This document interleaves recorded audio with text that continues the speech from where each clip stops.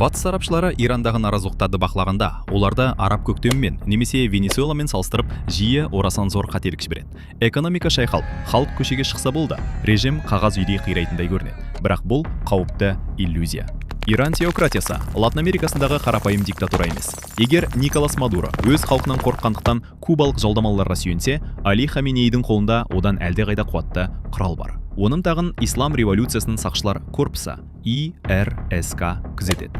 Бұл жай ғана арнайы қызмет емес, барлық салаға дендеп енген сегіз аяқ. Мемлекет ішіндегі мемлекет, экономикалық монополист және идеологиялық сектаның жиынтығы. Бұл әскери картельдің неліктен соншалықты өміршең екенін түсіну үшін бастауларға оралу керек.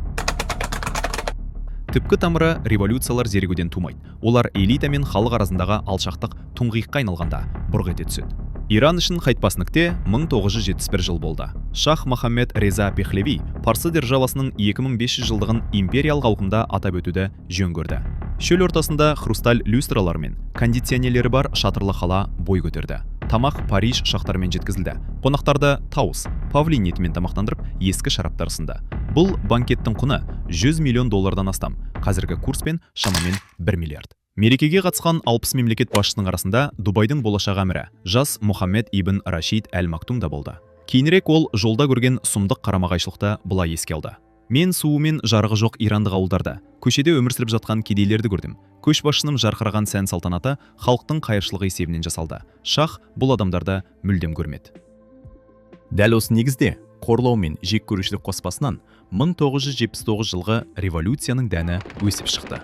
Аятолла Хомейни бастаған діни фанаттар бытыраңқы оппозицияны біріктіре алды. Шах қашып кетті. Бірақ жаңа биліктің алдында ескі биліктегідей сұрақ туындады. Елді қалай уыста ұстап тұруға болады? Жауап ИРСК-ны КСИР құрудан табылды. 2 армия, 1 мақсат. Революция жеңісі аятоллаларды тығырыққа тіреді. Олардың қолына америкалық ең озық қару-жарақпен F-14 жойғыштарынан бастап Чифтейн танкілеріне дейін жабдықталған аймақтағы ең қуатты әскери машина түсті. Бірақ Хомейни қиялға бермеді. Уэст-Пойнт пен Сан-Херсте оқыған бұл офицерлер корпусы Артеш, шах режиммен етене жақын еді. Генералдарды жаппай тазарту мен ату басты мәселені шешпеді. Диктатураға абстрактілі, отанға емес, жеке көсемге адал күш қажет болды. Осылайша бірегей әскери аномалия, әскерді басқарудың қосарлы жүйесі пайда болды. Артеш, тұрақты армия, шамамен 400 мың адам, классикалық шақыру құрылымы, олардың конституциялық міндеті шекара мен аумақты қорғау. ИРСК, Сепах, 190 мың кәсіпойдан тұратын элиталық претариандық гвардия.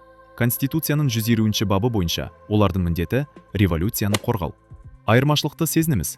Артеш елді қорғайды, ИРСК режимді қорғайды. Сақшылар үкіметке немесе президентке бағынбайды. Олар жоғарғы көшбасшының, рахбардың, жеке армиясы, өз авиациясы, флоты және барлау қызметі бар. Бұл ең жақсы қаржыландыру мен қару-жарақталатын мемлекет ішіндегі мемлекет. Соғыс шындаған құрылым.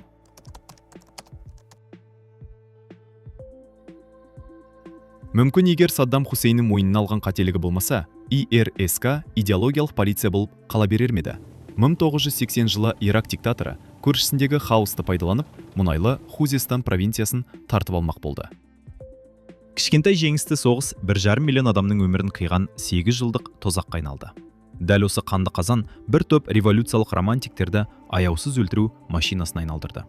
Тұрақты әскер жарғы бойынша соғысуға тырысып жатқанда, сақшылар пулеметтерге фанаттардың адам толқындарын айдап салды. Бұл соғыстың тарихы ащы мысқылға толы. Бүгінде Тегеран Израильді жер бетінен жоқ қылуға уәде береді. Бірақ 80-ші жылдары аятоллаларды құтқарған дәл сол сионистік режим еді. Израиль зайырлы Саддам сақалды уағызшылардан қауіптірек деп есептеп, Иранға жасырын түрде қосалқы бөлшектер мен барлау деректерін жеткізіп тұрды. Соғыс соңына қарай ИРСК мүлдем өзгерді. Әлсіздер өлді, күмәнданғандар кетті. Тек бүгінгі Иранды билеп отырған терең мемлекеттің Deep State негізіне айналған фанаттар мен прагматик кісі өлтірушілер ғана қалды. Басидж, көшедегі бақылау. Режимнің өміршеңдігі туралы айтқанда, ИРСК құрылымына енгізілген алып қала жасағы Басидж туралы ұмытуға болмайды. Бұл бәлкім көшені бақылау үшін аятоллалар ойлап тапқан ең сұрқия өнертабыс шығар. Вербовка схемасы цинизмге толы әрі қарапайым. Басиджге кедей ауылдық жерлерден жастарды алады. Шалғай ауылдан келген жігіт үшін бұл жалғыз әлеуметтік лифт. Саған форма, тамақ, көршілерің үстемдік және университетке түсуге квота береді. Есесіне бір нәрсені талап етеді: ең лас жұмысты істеуге дайын болу. Наразылық білдірушілерді арматурамен ұрып өлтіретін және әйелдердің хиджабының ұзындығын тексеретін дәл осы баситшылар. Бұл құрылымның ең қорқынышты қаруы анонимділік. Ирандықтар оларды лебас шахси, азаматтық киімдегі адамдар деп атайды. Бұл жаппай паранойя тудырады. Шеруде жаныңызда келе жатқан адам кенеттен сойыл немесе тапанша шығаруы мүмкін. Бұл тығырыққа тірелген режимнің шынжырдағы төбеттері. Олар бүлік қыласа, халық оларды жай ғана бөлшектеп тастайтынын жақсы түсінеді. Сондықтан олар соңғы оққа дейін соғысады. Әскери олигархия Иракпен соғыстан кейін экономика күйреп жатты. Ақша болмағандықтан рахбар сақшыларға карт-бланш берді. Өздерін құрып, өздерін табыс табыңдар. Осылайша әскери секта бизнес империяға айналды. Бүгінде ирскі Иран ІЖ-нің 20%-дан 50%-ға дейінгі бөлігін бақылайтын сегізаяқ. Әскерлердің олигархтарға айналуы өте шебер жүргізілді. 2000 жылдар билік мемлекет жүгін жеңілдету үшін ауқымды жекешелендіру жариялады. Бірақ елде нақты жеке инвесторлар болмағандықтан зауыттарды ирскі генералдары сатып ала бастады. Схема гениалды болды. Офицерлер мундирін шешіп, іскерлік костюм киді де, жалған қорлар арқылы ұлттық активтерді сатып алды. Ақшаны жай ғана мемлекеттің сол қалтасынан әскерлердің оң қалтасына ауыстырып, милитари капитализмнің бірегей моделін құрды.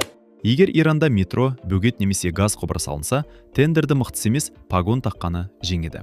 Ирскінің құрылыс алыбы Хатам Әл-Әнбия, Shell және Total сияқты батыс компаниялары кеткеннен кейінгі вакуумды толтырған монополист. Бәсекелестік жоқ. Генералдар елдегі ең майлы келісімшарттарды өздеріне алады. Бірақ ресми бизнес айсбергтің ұшы ғана. Сақшылардың халық арасында көрінбейтін айлақтар деп аталып кеткен жеке порттар мен әуежайлары бар. Ол жерге кеден кіруге батылы бармайды. Шекарадағы осы тесіктер арқылы бәрі өтеді. Элиталық ішімдіктен бастап ең жаңа электроникаға дейін. Ешқандай баж салығы жоқ, тек қаранақ ақша. Үкімет шарасыз қол жайып отырғанда, Сирия мен Йемендегі соғыстарды қаржыландыратын дәл осы лас ақша. Ал 2009 жылы ирскі одан әрі кетіп, Иранның басты телекоммуникациялық компаниясын сатып алды. Әскерлерге ұялы байланыс операторы не үшін керек? Ақша. Ирандықтың анасына шалған әрбір қоңырауы генералдарды байтады. Бақылау. Оларға тыңдау үшін енді ордер қажет емес. Желінің өзі солардың қолында. Қорытынды. Иран режимі әлсіз диктатура емес, темірбетон бункер. Батыс пен оппозиция ирскінің мемлекет ұлпасына қаншалықты терең сіңіп кеткенін жете бағаламайды. Бұрынғы офицерлер, министрлер, әкімдер және корпорация директорлары креслоларында отыр. Күштік құрылымдар мен бизнесмендер біртұтас организмге бірігіп кеткен. Олардың жоғалтатын нәрсесі бар. Билік ауысқан жағдайда олар миллиардтарынан ғана емес, бастарынан да айырылады. Иә, Иран экономикасы комада. Инфляция 50%-ға жуық, валюта құнсызданған, су жетіспейді. Бірақ режим кез келген жағдайда аман қалуды үйренген. Наразылықтар ма? Оларды интернетті өшіріп, басич жендеттерін айдап салу арқылы хирургиялық қатыгездікпен басады. Санкциялар ма? Оларды көлеңкелі флот және Азиядағы ақша жуатын кеңселер арқылы айналып өтеді. Ирск. Алғашқы оқ атылғанда қашып кететін рухы түскен армия емес. Бұл ядролық амбициясы бар, үш қабырғамен, қорқынышпен, ақшамен және фанаттық идеологиямен қорғалған ең бай корпорация. Бұл конструкцияны сырттан тек таяу шығысты түгел өртейтін үлкен соғыс қана бұза алады, ал ішінен ол тарс бекітілген. Биліктің мұндай механизмдер туралы жаңалықтарды айтпайды. Егер бұл талдау сізге шынайы көріністі түсінуге көмектессе, лайк басып, геосаясатқа қызығатын досыңызға жіберіңіз. Жазылыңыз. Мұнда қаншалықты ыңғайсыз болса да шындық айтылады. Баршаға бейбітшілік тілеймін.